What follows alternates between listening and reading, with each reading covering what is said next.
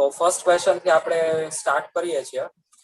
And first question એ છે કે how to deal with failures, loneliness and prevent ourselves from the suicidal thoughts and how to deal with the worst times. Sir, આ question first છે. અચ્છા, તમારો જ છે ને? હા, મારો ક્વેશ્ચન છે. ઓકે, એટલે આમ એક સ્પેશિયલ થેન્ક્સ મારે કહેવાના મહેકને પણ, કારણ કે 1 વર્ષથી એણે જે જાળવી રાખ્યું પેશન્સ, ગયા વર્ષે જે ક્રાઇસ્ટ કોલેજના સ્ટુડન્ટ્સે મારી આવી રીતે એક ટોક કરી હતી અને એ જોઈ અને એને ઈચ્છા થઈ કે આવી રીતે આપણા સ્ટુડન્ટ્સ માટે પણ કરીએ એક. તો એટલે હું ઘણીવાર ક્લાસમાં કહેતો મારી આગળ કોઈ કામ કરાવવું હોય તો પાછળ પડી રહેવું પડે. એટલે એ મહેકે કર્યું 1 વર્ષ સુધી. તો વધુ ક્વેશ્ચન્સનો આપણે પ્રિવિલેજ મહેકને આપશું. ઓકે, બાકી તમારા લોકોના જેટલા હતા એમાં ના નથી પાડી, પણ તમારા કરતાં થોડાક વધુ ક્વેશ્ચન્સ મહેકના રહેશે. એટલે એકચ્યુઅલી તો એને 1-on-1 જ કરવું હતું, પણ મેં કીધું બધા સ્ટુડન્ટ્સને લઈએ. ઓકે, સૌથી પહેલું તમે પૂછ્યું how to deal with failures અને બીજું શું હતું? Loneliness and prevent ourselves from the suicidal thoughts. Okay, પહેલી એક વસ્તુ સમજવી, ફેલિયર દરેક માણસના જીવનમાં આવતા જ હોય. ઓકે, મેં અબ્રાહમ લિંકનની એક વાત વાંચી હતી કે almost all main can survive adversity. If you want to check his nerves, give him power. લગભગ દરેક વ્યક્તિ ખરાબ સમયને તો સર્વાઈવ કરી જાય આરામથી. જો તમારે એનું માનસિક સંતુલન તમારે તપાસવું હોય તો એને સત્તા આપો તો ખબર પડે. અને આ વસ્તુ એ માણસ કહે છે કે જેણે જીવનમાં ફેલિયર જોઈ છે. પેલી અમુક મોટિવેશનના બુક્સમાં કે ક્યાંય જોયું હશે તમે લોકોએ, તો Abraham Lincoln's road to White House એવું કરીને હોય છે. તો લાઈફમાં ફેલિયર, બેન્કરપ્ટ ડિક્લેર થઈ ગયેલો, નાદારી જાહેર કરાવેલી અને પછી રાષ્ટ્રપતિ બન્યો છે. અને ફોર્મલ એજ્યુકેશન વગર. એટલે ફોર્મલ આપણે જે રીતે સ્કૂલમાં અને એજ્યુકેશન મળે છે આપણને, એ રીતે એને એજ્યુકેશન નહોતું મળ્યું. તો એક સૌથી મોટી વસ્તુ, ફેલિયર બધાની લાઈફમાં આવવાની જ છે. મેં એક હમણાં લોકડાઉનમાં એક કિસ્સો વાંચ્યો હતો કે એક માણસ IIM પાસ આઉટ 90s દશકમાં, જ્યારે ગ્લોબલાઇઝેશનના દરવાજા હજી ખુલ્લા હતા ભારત માટે. તો એક તો અત્યારે તમે કલ્પના કરી શકો છો કે IIT પ્લસ IIM એટલે હું ઘણીવાર મસ્તીમાં કહું કે કરેલા ઉપર સે નીમ ચઢા, કે એક તો વાયડો જતો ઉપરથી સુપર વાયડો થઈ જાય.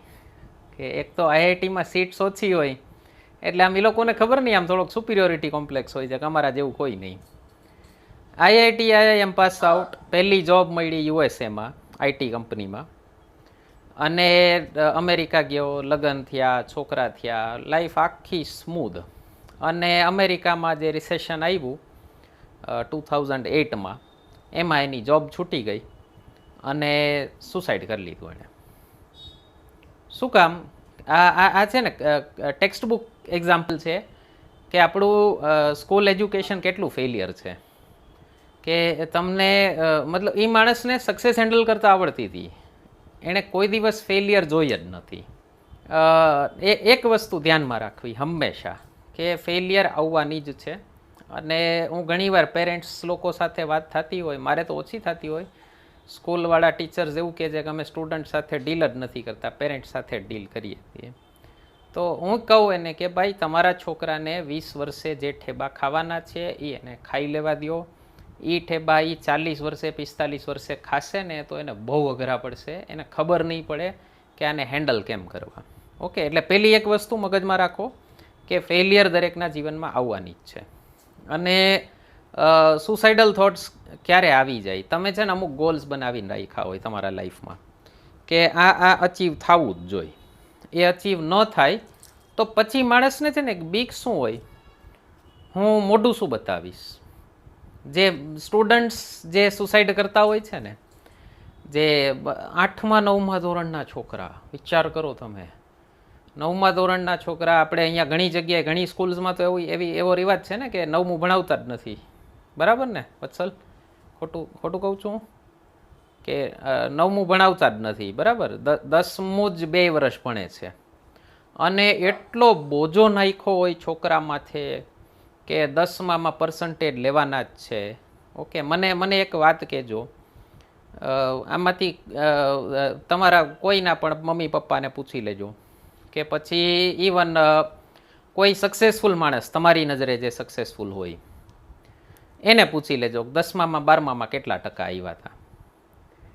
અને મેં હમણાં એક બહુ મસ્ત પ્રોજેક્ટ જોયો હતો. રાજકોટના 25 બહુ સફળ માણસો, પોતપોતાની ફિલ્ડના એકદમ ટોપના માણસો, એટલે બિઝનેસમાં આગળ પડતા હોય અથવા ચાર્ટર્ડ એકાઉન્ટન્ટ હોય અથવા ડૉક્ટર હોય તો આગળ પડતા હોય, એવા 25 લોકોનું સમૂહ એક ભેગો થયો હતો અને બધા વિરાણીના. ઓકે, એટલે હું કોઈ એક સ્કૂલનું પ્રમોશન નથી કરતો, પણ ગ્રાન્ટેડ સ્કૂલ છે અને મહિનાની 100 રૂપિયાની ફીસ છે સાહેબ અત્યારે. હા, ઓકે, મને ખબર એટલે છે કે ત્યાં એકાદું છોકરું દત્તક લેવાનો મારો પ્લાન છે ઘણા ટાઈમથી. એટલે દત્તક એટલે તમારે ખાલી એની વર્ષની ફી, સ્કૂલની ફી ભરી દેવાની 1200 રૂપિયા. એટલે એટલી આર્થિક રૂપથી એટલી નબળી પરિસ્થિતિમાંથી છોકરા આવતા હોય કે 1200 રૂપિયા પણ ભરવાના એના મા બાપ પાસે નથી. તો ઉપરથી તમને બહુ હેતુ ભરાય તો હજી એને સ્કૂલની ટેક્સ્ટ બુક લઈ દો, એ ઓપ્શનલ છે પાછું. ઓકે, આટલી સાધારણ સ્કૂલના છોકરાઓ અને બોર્ડમાં કે ક્યાંય એકે ટોપ કરેલા નહીં કોઈ. અને જરાક એક વસ્તુ નજર નાખજો કે જે છોકરાઓ પોતાના 10થમાં 12થમાં બોર્ડમાં સેન્ટરમાં ફર્સ્ટ આવ્યા હોય એ અત્યારે શું કરે છે, એમાંથી કેટલા લોકો જીવનમાં સફળ છે. તો આપણી જાત ઉપર આટલું બધું પ્રેશર નાખો ને તમે જ્યારે કે હવે તો મારું શું થશે. 9મા ધોરણના છોકરા સુસાઇડ કરે એટલે મેં કીધું શું કામ, પણ 9મા ધોરણના શું કામ? તો ટેસ્ટનું પ્રિપેરેશન નહોતું થયું અને ક્લાસરૂમમાંથી કોચિંગ ક્લાસવાળા ખરેખર હા એવા મહાન વિભૂતિઓ હોય છે. હું ચલાવું છું ને કહું છું કે એવું પ્રેશર નાખે છોકરાઓ માથે. હું નથી કરતો એટલે હું છૂટથી કહું છું. તો એટલું પ્રેશર નાખતા હોય. આ પેલા કોટાની જે ફેક્ટરીઓ ચાલે છે, સૌથી વધુ સુસાઇડ રેટ કોટામાં છે. કેટલી ખરાબ ટ્રીટમેન્ટ કરે છે છોકરાઓ સાથે કે જે દર વીકલી ટેસ્ટ લે અને જે સ્ટુડન્ટ્સને વીકલી ટેસ્ટમાં સારા માર્ક્સ આવે ને એને ક્લાસમાં આગળની બેન્ચીસમાં બેસવાનું અને જે છેલ્લા આવે એને પાછળ બેસવાનું. એટલે મતલબ શું થયો કે ઓલા તો બધા એને લેગાર્ડ્સ કહે છે. એ લોકો એ તો આમ થાય પીછલગ્ગુ જ છે, છેલ્લી બેન્ચે બેસવાવાળા, એ તો પાસ થવાના નથી. તમે ફોકસ આની, એટલે ભાઈ ફી તો ઓલા એટલી જ આપે છે, આના મા બાપ કંઈ નોટ ઉપર હીરા ટાંકીને થોડી દે તમને. તો એટલે પછી છે ને કોઈ છોકરાને માની લો હોમ સિકનેસ થઈ, ખાવાનું ન ભાવ્યું, તબિયત ખરાબ થઈ હોય, કાંઈ પણ થયું હોય અને એક વીક એ ટેસ્ટમાં સારું પરફોર્મ ન કરી શકે તો એને આગળની બેન્ચેથી બહુ અપમાનિત કરીને પાછળની બેન્ચે મોકલવામાં આવે અને સવારના 8થી રાતના 10 વાગ્યા સુધીનો એ લોકોનો દિવસ ફિક્સ છે. હોસ્ટેલની બહાર જવાનું જ નથી તમારે. એટલે છોકરા પછી શું બહાર જવાનું મન થાય તો દૂધ લેવા જવું છે એવું કરીને બાનું મારે તો એમ કે રૂમમાં વયા જાવ, દૂધ પહોંચી જશે. એટલે વોર્ડનને પૂછ્યા વગર હોસ્ટેલની બહાર નહીં જવાનું. આમ રીતસર જેલના કેદીઓ હોય એવી સ્થિતિ હોય છે. અને પછી આટલા પ્રેશર ઉપરાંત જો છોકરો સારું પરફોર્મ ન કરી શકે તો પાછી ઉલાહ ના દેવાની. અને મા બાપે આમ કે આઈઆઈટીમાં નથી ગયો તો જિંદગી બરબાદ થઈ જવાની. એલા ભારતમાં કેટલા આઈઆઈટી છે, એમાં ભણવાવાળા છોકરા કેટલા, અને ભારતની વસ્તી જોઈ લ્યો, બધા હું ભૂખા મરે છે. અને બીજી વસ્તુ ખાસ કરીને સફળતાના માપદંડો શું? ઓકે, જો ખાલી પૈસાને સફળતાના માપદંડ કહેવાતા હોય તો સાહેબ એવા કેટલાય પૈસાદાર માણસોને હું ઓળખું છું જેને તમે પૂછશો ને કે કરિયરથી ખુશ છો તો એમ કહેશે કે જરાય ખુશ નથી, કાલ કંઈક બીજું મળે ને તો બદલી નાખું. તો માપદંડો શું તમારા? ઓકે, પ્લસ કઈ એજ સુધીમાં તમે નક્કી કરો છો કે આ એજ સુધીમાં મારું આ થઈ જવું જોઈએ. એટલે આવા બધા ખ્યાલોથી જ સુસાઇડલ ટેન્ડન્સી અને ફેલિયર, હું ફેલિયર છું એ વસ્તુ એક તો કલ્પનામાં આવે. અમારે લો ફ્રેટર્નિટીમાં વકીલોમાં એક કહેવત છે, લોયર નેવર લૂઝિસ, હી લર્ન્સ. તમે કેસ હારો ને તો તમને ખબર પડે ઠીક બીજા કેસમાં આવું નહીં કરવાનું, કાંઈ વાંધો નહીં. ઓકે, અડીખમ ઊભા હોય. ઓકે, અને મતલબ એક આ એજ્યુકેશન સિસ્ટમનો બહુ મોટી ખામી છે કે બધાને એક બીબામાં ઢાળી દો અને ગોખવાની પ્રતિસ્પર્ધા છે. તમને કેટલું સારું યાદ રહે છે એના ઉપરથી નક્કી થાય કે તમે ઇન્ટેલિજન્ટ છો. ઓકે, એટલે હવે એજ્યુકેશન સિસ્ટમ તો નવી એજ્યુકેશન પોલિસી આવી છે, બહુ બહુ મસ્ત પોલિસી છે. ઇમ્પ્લિમેન્ટ થાય જો એમાં લખ્યું છે એટલું, એના 80% ઇમ્પ્લિમેન્ટ થઈ જાય ને તો આપણા કેટલા બધા પ્રોબ્લેમ સોલ્વ થઈ જશે. તો એટલે એક વસ્તુ છે કે દરેક વ્યક્તિની પ્રતિભા અલગ હોય, એ આઈડેન્ટિફાઈ કરવી જોઈએ. બાકી જીવનમાં ગમે તે આવે, મતલબ કાંઈ એમાં ચિંતા ન કરવી જોઈએ.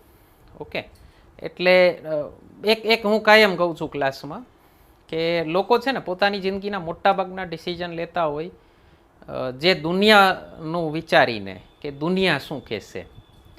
એ દુનિયામાં 50થી 100 જ માણસો હશે, તમે જરાક ઓબ્ઝર્વ કરી લેજો કે તમે જેને મગજમાં રાખી અને તમારી જિંદગીના મોટા મોટા ડિસિઝન લઈ નાખો છો. કરિયર રિલેટેડ, લગ્ન રિલેટેડ, કયા ઘરમાં રહેવું, ફ્લેટમાં રહેવું કે પોતાના મકાનમાં રહેવું, ભાડાના મકાનમાં રહેવું કે ખરીદેલા મકાનમાં રહેવું. હા, આવી બધી પ્રેશરના કારણે નો ચૂકવાય એવી લોન લઈ લે માણસો, અને પછી પ્રેશરમાં કામ કરી જાય. પછી એક દિવસ એમ થાય કે ચાલો કાંઈ નહીં થાય ને સુસાઇડ કરી નાખવું. ઓકે, તો એ તમે આવા બધા જે ડિસિઝન્સ લેતા હોય ને લોકો, મોઢું શું બતાડીશ, એમાં તમે જોઈ લેજો કે દુનિયા શું કહેશે ને એમાં 50થી 100 જ માણસો હશે તમારી દુનિયામાં. દુનિયાની વસ્તી 700 કરોડ પાર છે. ઓકે, તમે જો એકચ્યુઅલી દુનિયા શું કહેશે એ વિચારતા હો ને તો દુનિયાને કાંઈ ફરક જ નથી પડતો કે કોણ સંકેત રઘુવંશી કે કોણ વત્સલ શિંગાડા કે કોણ મહેક વેકરિયા આવીને વયો ગયો. ઓકે, કોઈ ડિફરન્સ નથી. મોજમાં રહેવું તમારે. પેલું એક ગીત છે ગુજરાતી, મોજમાં રહેવું રે બાવાજી, મોજ કોઈની મોતા જ નથી. સાંભળજો. ઓકે, ચાલો. Okay, thank you, sir.